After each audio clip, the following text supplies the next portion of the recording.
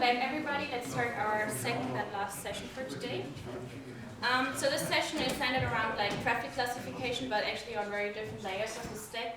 And the first presentation will focus on HTTP, and it will be given by Jawad Manzoor. Sorry for the pronunciation. He's a second-year PhD student at the Université Catholique de Libre. Yeah, and this is his main focus of your current work, right? Please start.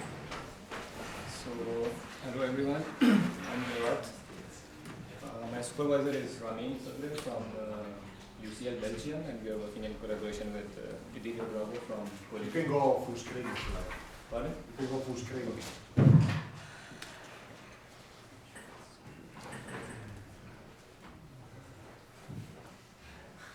So, in this talk, I'm going to talk about understanding HTTP2 traffic and identifying it. So let's first have a look at the little background. So most of you probably know HTTP is a stateless application level protocol that serves as a foundation for the World Wide Web. So the HTTP version 1 was standardized in late 90s, and it is still widely being used after more than 20 years. However, the content has greatly changed during this time. So, and particularly due to the rise of cloud computing, a lot of desktop-based applications and business applications are moving to the cloud, and they are getting accessed over the web. But HTTP1 has several inherent inefficiencies that, while dealing with the modern web content. First of all, it has head-of-line blocking, so when the server has to push the content, it's in first out order. So if there is a large object at the head of the queue, it will block everything behind. To try to solve this problem, one of the ways to open several connections at the same time. So the commonly used number is 6, so the browser usually opens 6 parallel connections to the server. However, it is not good because again there is domain sharding at the server side, so there are 6 connections with every domain. So overall, it creates a large number of connections in the network. It also has large latency, and finally, the headers, there are redundant headers in HTTP.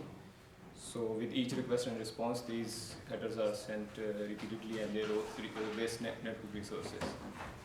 So keeping in view these points, HTTP2 was developed, and it was standardized 2 years ago with the goal of making the web faster. These are some of the main features of HTTP2. First of all, multiplexing, so there is a single connection between a client and a server, and all the requests and responses are multiplexed over this single connection inside independent streams that run in parallel. So they have also moved from ASCII to binary, which is more lightweight. There's a feature called priority, in which client can specify what is important so that it could be transferred first. There is server push, in which server can proactively push content to the client without explicit request. And finally, header compression with HPAC, which significantly reduces the amount of traffic that is transferred. So these are numbers from a recent measurement by Cloudflare. So in their system, they show that they can achieve up to 76% of compression of ingress headers and 53% of overall traffic reduction. And similarly, 69% of compression of egress headers and 1.4% of saving in the amount of traffic that is transferred. So in the last 2 years, we have seen wide support for H2. So today, most of the web servers, almost all of the popular web browsers support HTTP2. Most of the popular websites have moved to H2, and also there is support by major CDNs. So at this point, if you look at the web traffic in the wild, you'll see both HTTP 1 and 2 traffic coexisting, and it will continue to do so for many years to come. So the first part of this presentation is about web traffic characterization. And why is it important? Because after the arrival of HTTP 2, our knowledge about the web traffic has become out of date, which we'll show in the experiments next, that the traffic now looks very different from what it was in the past before HTTP2. due to the new features that it has introduced. And the traffic models that were built in the past, they need to be updated now. So that is the main objective of this first part, to characterize HTTP 1 and 2 traffic using key metrics at the flow level, like flow duration, packet size, etc. So to do this, we use passive measurements. We have collected 2 data sets in different networks. One is a campus network with around 15,000 users. The second one is a residential network with around 25,000 households. The data is exported by tstat during a 7-month measurement period from June to December 2016. tstat is a passive measurement analysis tool, so it exports general flow level features, and apart from that, it also uses deep packet inspection methods to export several extra attributes about the connection. We only consider encrypted traffic because HTTP2 is currently only supported by all the browsers over TLS, so there is no clear text implementation available in any major browser. So we only use encrypted traffic in this work. So now that we have the data set, the next step was to create ground truth. To do that, what we do is that we investigate the NPN or ALPN extensions in TLS handshake. So when a connection is established between a client and a server, they have to first negotiate the protocol that is going to be used next. So they are slightly different. In NPN, the server sends the list of protocols to the client and the client selects the final one, while in ALPN, the client sends the list of protocols that it supports to the server, and then the server selects one from the list in order of priority. So using this methodology, investigating these flags, we are able to identify which protocol was negotiated, and we append this information to the flow. So now we have the ground truth. Another important field that we export is server name indication field, which is also available in the handshake message. And this is used to identify the server or the service or the website that is being accessed. So overall, we observe around 68% HTTP1, 27% H2, and 5% of other non-HTTP traffic on port 443. In this slide, we show the evolution of HTTP2 adoption from June to December 2016. So we can already see that the popular websites are already heavily using HTTP2. And the adoption basically increased during this 6 or 7 month period. However, we also see some traffic dropping here. For example, LinkedIn went from 30% to 0. The reason we think is because it got acquired by Microsoft, and all other Microsoft services are still using HTTP1, so they probably moved LinkedIn to H1. It is strange behavior we saw for Instagram and Facebook. We investigated this further because tstat was classifying this as non-HTTP traffic. And the reason we found was that for smartphones, Facebook has developed this protocol called Zero Protocol, which at the application level uses HTTP2, but at the transport layer for security, instead of TLS 1.2, it is using Quick's crypto protocol. So tstat was unable to identify this. So this is just a temporary measure that they have taken. In future, they are going to move to TLS 1.3, so you will not see this behavior further. So next, I'm going to compare some key metrics, flow level metrics of HTTP 1 and 2. So in the first figure, we can see the flow duration on the x-axis and the distribution on the y-axis. You can see for HTTP2 that only 10% of the connections have duration less than 10 seconds. In HTTP1, this is around 40%. So HTTP2 flows tend to be longer. If you see at the other side of the graph, almost 45% of H2 flows are greater than 180 seconds in duration, while only 22% of H1 flows are longer than this time. So overall, HTTP2 flows are longer in average. In the next figure, we have plotted request and response separately. So request is from client to server, and the response is from server to the client.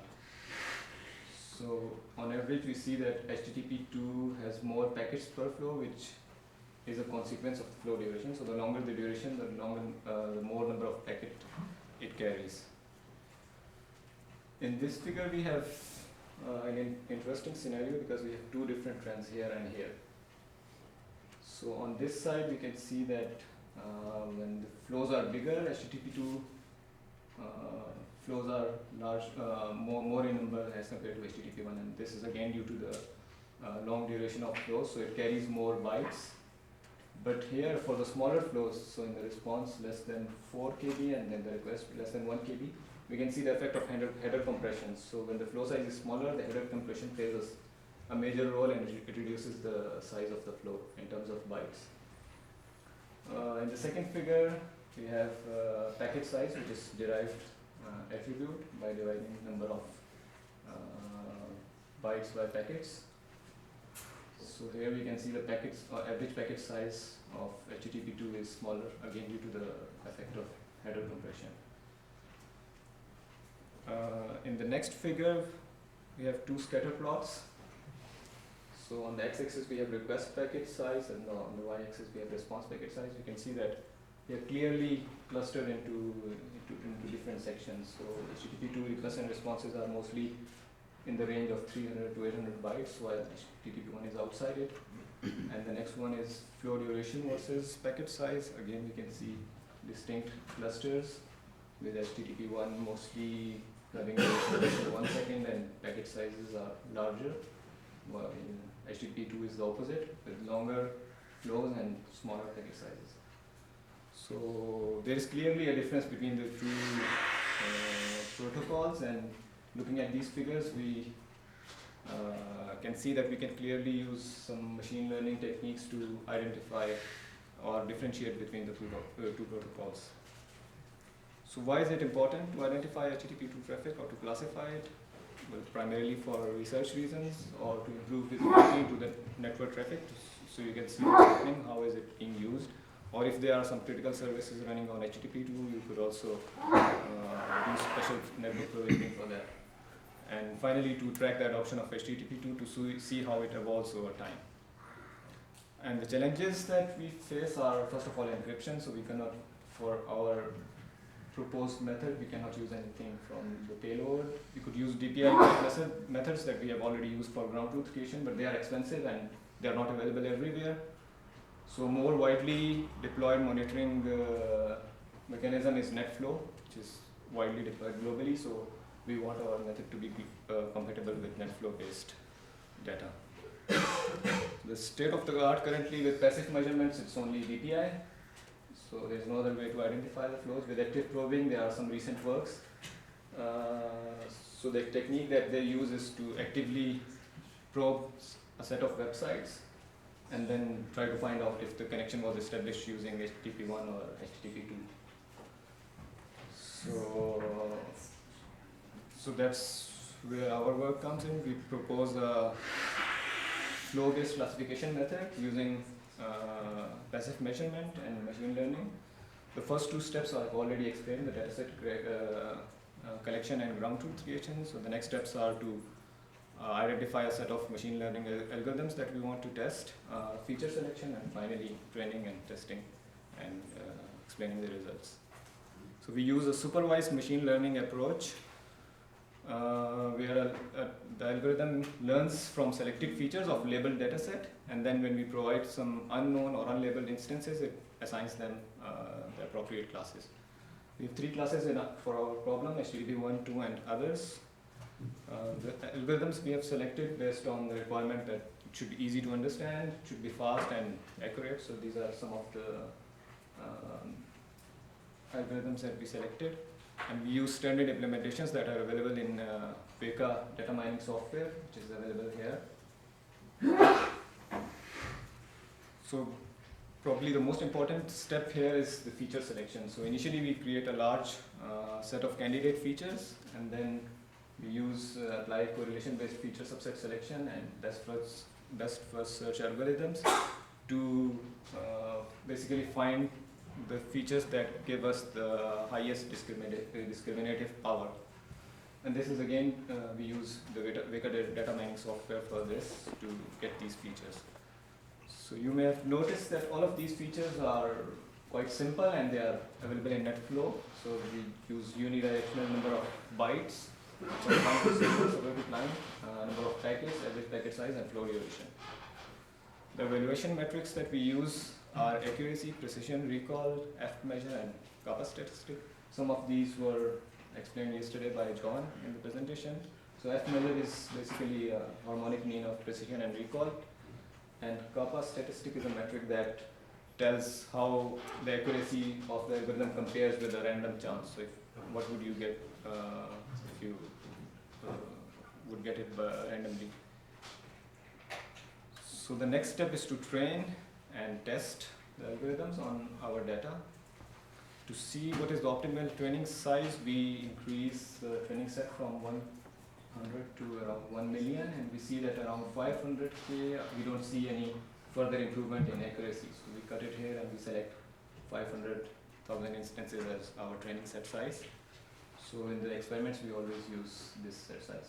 We use 10-fold stratified cross validation for our experiments. So now let's have a look at the results. Here is the performance comparison of the algorithms that we use. So with random forest, we are able to achieve around 97% accuracy and 95% with C4.5. The others are a bit lower than them. And also for F measure and kappa statistic, we can see that we achieve very high values for these two algorithms. Here is a confusion matrix, which basically tells how the correctly and incorrectly classified instances. So an important point here is that even though the other traffic in our data sets is only 5%, but it is still being quite accurately identified by the algorithm, which is quite good. Another important point to verify is that, as it's common in most datasets, that some of the websites are more popular, like Facebook, Google, or YouTube, which have a very high traffic share, and then you have other ones which have very small share of around 0.1% here. So it's important to verify that the algorithm is basically not learning something from the characteristics of the websites, rather it is actually properly learning from the protocol features. So we plot accuracy for these top 100 websites, and we see that even at the end we have almost the same accuracy. So when the traffic share drops, we don't see a drop in accuracy like this. And now looking at the spatial and temporal stability. So spatial stability means that when you train your dataset on your algorithm on one dataset and then you test it on another, how would it perform? So when we do it, we train on the campus network and then test it on residential and vice versa. We are able to achieve around 92% accuracy, which is quite good. It is less than obviously when training and testing on the same data, but it's still pretty good. And it means that if you don't have DPI based methods, or you cannot use ground truth, you could use a model built by someone else, and you can use it for classification in your network. Looking at the temporal stability, we build the model in June and we keep testing it up till December, and we are able to achieve around 91% accuracy even after 6 or 7 months. So there is no need for very frequent retraining of the model. And finally, coming to the computational performance, we use a modest system with 2.5 GHz quad-core processor and 8 GB of RAM. And with C4.5 is the fastest algorithm, which is able to achieve around 323,000 classifications per second. And for training, it requires around 2.5 minutes. Random forest is slower. It performs only 12,000 classifications per second, and for training, it needs around 5 minutes.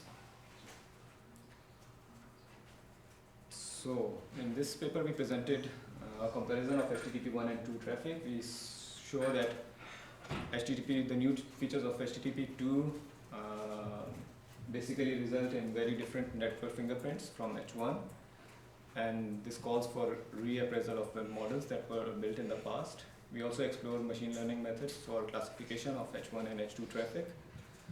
and we show that high accuracy is possible by using very simple net flow level features. Decision trees are quite suitable for this kind of problem, and unavailability of training data is not an issue, since you could use a model from someone else, and it also the model stays valid for several months. So our work, we believe, will improve visibility into network traffic and help in analyzing adoption of HTTP2 and possibly other protocols or other web protocols that will come in the future. So that's all. Thank you. Thank you.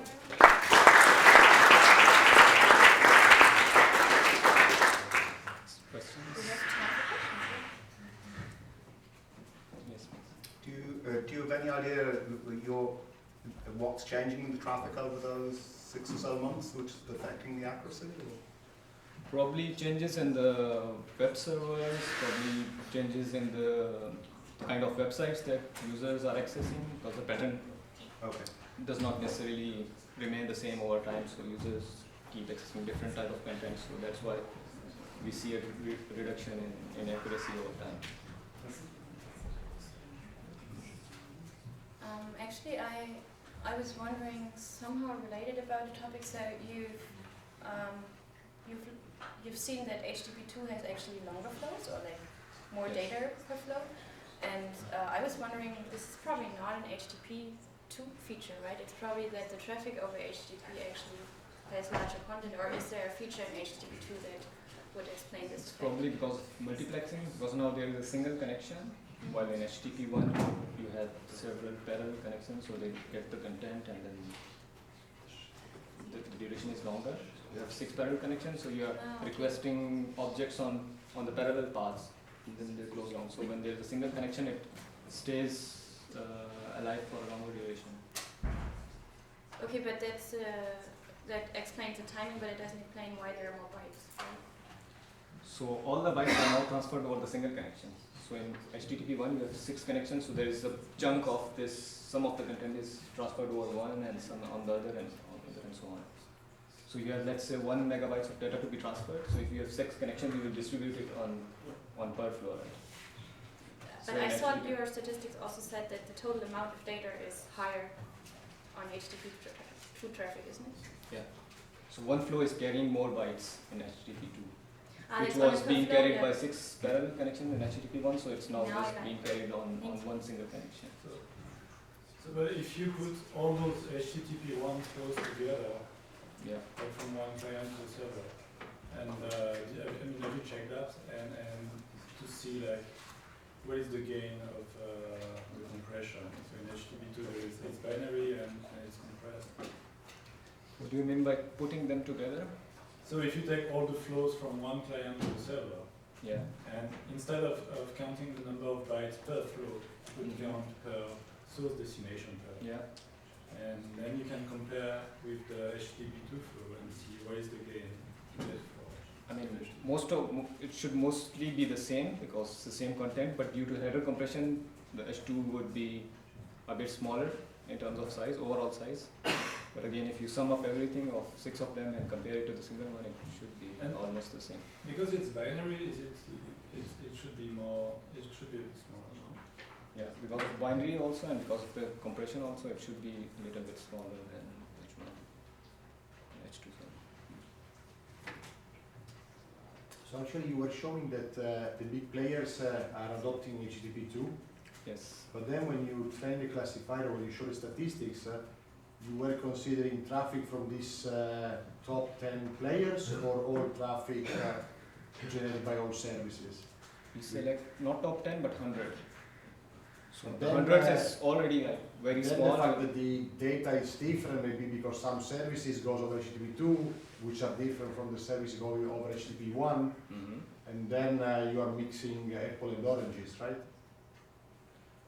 But the classifier is classifying both HTTP1 and 2, right?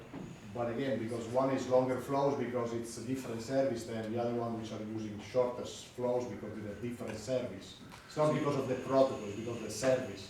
So you mean that the less popular websites are using HTTP1 and because HTTP1 traffic is And the different? statistics related to the service, not to the protocol. So once 50% of the traffic of the same service goes over HTTP1 or over HTTP2, Will you be able to distinguish that or not? You can test that.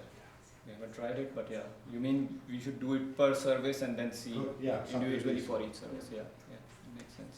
I guess you could get by active probing the same data from the same service over HTTP1. Or we could do sampling, so if Yeah. even if there's like 80 to 20%, we could sample with 50% and see. Yeah, take Facebook HTTP1, Facebook HTTP2 and see if you can distinguish that. More questions? Yeah, maybe I missed it, but if I have a trained classifier, how much faster is it to, how much faster is than deep packet inspection? To say if it's HTTP1 or 2? You mean using deep packet inspection versus NetFlow based? Yeah. We haven't measured, but I think it should be significantly faster.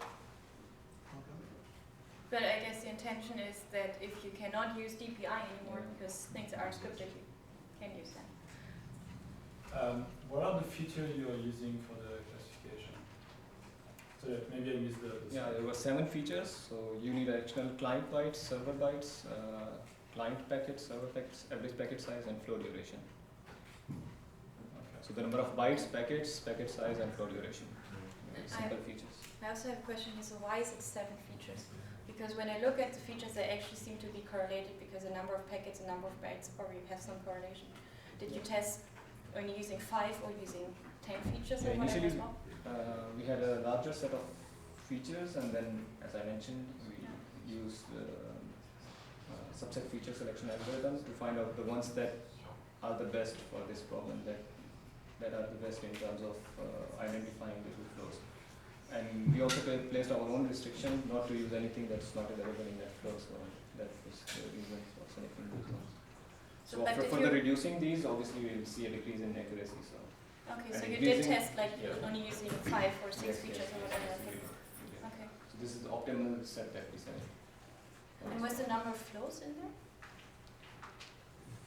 Number of flows to the same server? Because you earlier said in HTTP1 you usually open more than one connection, while Yeah. HTTP you use like one connection. Yes. So that's probably also a statistic you can have, but that was not one of the features, right? Yeah, we didn't use it. Because it's not available in NetFlow. You could derive it by looking at the dataset and then calculating in like certain time windows how many connections are being established between a client and a server, but obviously it makes things more complicated. So we used very simple features that are generally available in NetFlow. Okay. Final question? Oh, yeah. Do you still measure now in real time on a flow collector or anything? The amount of HTTP2 traffic, because over last weekend Debian 9 was released, which now carries an up-to-date Nginx, up-to-date Apache, which now have H2 enabled. I'm not sure if it's enabled by default, but at least they are capable of doing so. So I guess you should see an update. Yeah. Yeah, if we measure again recently, we'll see much different, because this is again like 6 months ago. The figure that I showed was from December 2016. So if you do it again now, you should see a much different figure at this point. I think if you go to the TSTAT website, there are statistics in real time somewhere. Oh. If you ask me, I can even try to look where. Okay, thank you very much.